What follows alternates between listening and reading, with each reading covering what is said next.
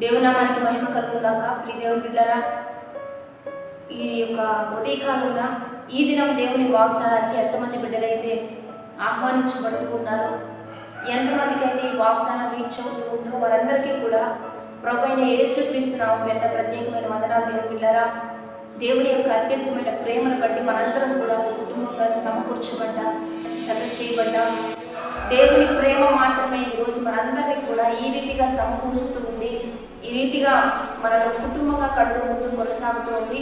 కాబట్టి ప్రేమ కలిగిన దేవుడు ప్రతిదినం ఒక బలమైన వాక్కునిచ్చి మనల్ని బలపరుస్తూ ఉన్నాడు.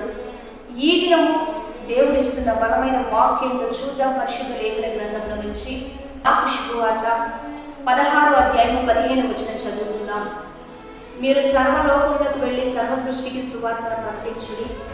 నమ్మి బాప్తిస్మం పొందువాడు రక్షించబడును, నమ్మని వారికి శిక్ష విధించబడును.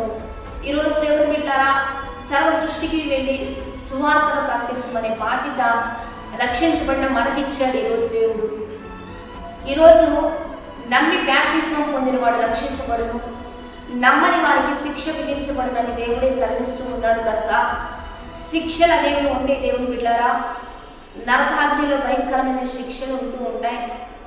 కాబట్టి నమ్మి బాప్తిస్మం పొందిన వాడు రక్షించబడతాడు, నిత్యరాజ్యంలో చేర్చబడతాడు.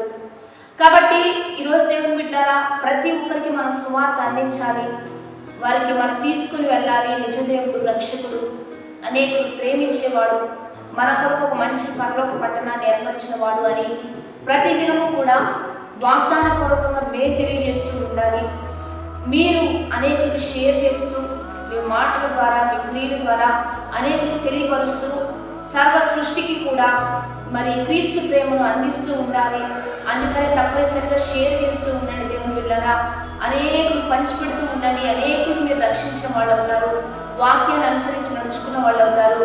ఎందుకంటే నమ్మిన వారు అంటే ప్రతి ఒక్కరికి సువార్త అందాలి. నమ్మితే వారికి రక్షణ, నమ్మకపోతే ఇక్కడ శిక్ష విధించబడును అని తెలియజేస్తూ ఉన్నాడు. కనుక బైబిల్ గ్రంథంలో దేవుని బిడ్డలారా, కొర్నేలి ఉంటూ ఉన్నాడు. అతడు మంచి నీతిమంతుడు, ధర్మకార్యాలు చేసిన వ్యక్తి. కానీ అతనికి బాప్తిస్మం లేదు, అతనికి క్రీస్తుని గురించి చెప్పిన వారు ఎవరూ కూడా లేరు. అందుకనే దేవదూతను పంపించి, కొర్నేలి నువ్వు మంచివాడవు, నీ ధర్మకార్యాలైనా అంటే నీతిని అనుసరించి నడుస్తూ ఉన్నాడు, యథార్థంగా నడుస్తున్నాడు, ఏ పాపం తెలియదు, మేలే చేస్తున్నాడు, కానీ తనకు బాప్తిస్మం లేదు. అందుకని దూతను పంపించి నీకు బాప్తిస్మం అవసరం, ఫలానా సేవకుడి ద్వారా నువ్వు బాప్తిస్మం పొందమని దేవుని దూత వచ్చి ఎలా తెలియజేస్తుందో ఈరోజు దేవుడు కూడా తన దూతల ద్వారా నీతో మాట్లాడుతూ ఉన్నాడు. నువ్వు మంచివాడివే, నీవు యథార్థవంతుడివే, నీవు నీతిమంతుడివే, నువ్వు ధర్మకార్యాలు చేసే వ్యక్తివే, కానీ నీకంటూ ఒక బాప్తిస్మం ఉండాలి. నిన్ను ఆత్మీయంగా నడిపించేవారు, నిన్ను దైవికంగా బలపరిచేవారు, ఒక మంచి దైవ జనుడి ద్వారా నువ్వు రక్షించబడడం నీకే మేలు. నువ్వు బాప్తిస్మం పొంది నువ్వు రక్షించబడతావు. నమ్మని వారికి శిక్షలు ఉంటాయి దేవుని బిడ్డలారా. కాబట్టి సాధ్యమైనంత వరకు ఈరోజు ఎంతమంది బాప్తిస్మం పొందలేదో ఈ వాగ్దానం ద్వారా మీరందరూ ఒక మంచి తీర్మానంలోకి రావాలి. ఎంత మంచివారమైనా, ఎంత గొప్పగా మనం నీతిగా ఈ భూమి మీద బ్రతుకుతున్నా, ఏ పాపం జోలికి వెళ్ళకుండా, ఏ పాపం ద్వారా మనం నడిపించబడకపోయినా నీకంటూ బాప్తిస్మం అవసరం. నువ్వు రక్షించబడాలి. నీటి నిమిత్తం బాప్తిస్మం నీ యొక్క పాపాలన్నీ కూడా కడిగించబడాలి. కనుక తప్పనిసరిగా బాప్తిస్మం పొందాలి. అది యేసుక్రీస్తు ప్రభువే నీతి యావత్తు ఇలా జరగాలి. కనుక ఇలా జరిగిద్దాం. కాబట్టి ఎంతమందికి మీరు షేర్ చేయగలుగుతారో, ఎంతమందికి మీరు పంపించగలుగుతారో, ఎంతమందిని మీరు బలపరచగలుగుతారో అంతమందిని బలపరచండి, సువార్తను అందించండి. ఎందుకంటే ఒకవేళ మనం సర్వ సృష్టికి వెళ్ళలేకపోయినా మీరు షేర్ చేయడం ద్వారా మరి సర్వ సృష్టికి యొక్క వాక్ వచనాలన్నీ కూడా చేరతాయి. కనుక తప్పనిసరిగా దేవుని బిడ్డలారా పంపిద్దాం. ఈ దిన వాగ్దానాన్ని బట్టి ప్రార్థన చేద్దాం. పరిశుద్ధుల మహోన్నతుల గొప్ప దేవ, ఈ దినము మీరు మాకు ఇస్తున్న యొక్క వాక్ వచనాలను బట్టి నీకు మహిమ. ఎంతమంది వాగ్దానం చూస్తున్నారో వారి జీవితం యొక్క వాక్కులన్నీ కార్యసిద్ధిలోనికి నడిపించండి. వారందరూ నమ్మి బాప్తిస్మం పొందినట్లుగా, వారందరూ రక్షించబడినట్లుగా, వారందరి పట్ల గొప్ప కృపదించయ్యా.